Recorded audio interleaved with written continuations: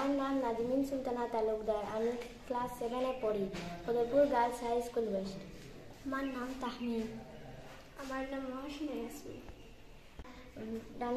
রান্নাঘরে আবর্জনাগুলো পরিবেশ দূষণ না করার জন্য একটি পদ্ধতি দেখাচ্ছি। প্রথমে একটি বোতল কেটে নেব। প্রথমে আমরা 20 লিটারের জার এভাবে কেটে নেব। তারপর আমরা এটা উল্টে নেব।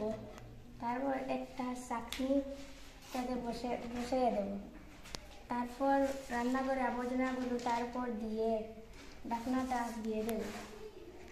এভাবে আমরা পরিবেশ দূষণ থেকে পরিবেশকে সুরক্ষিত রাখতে পারি।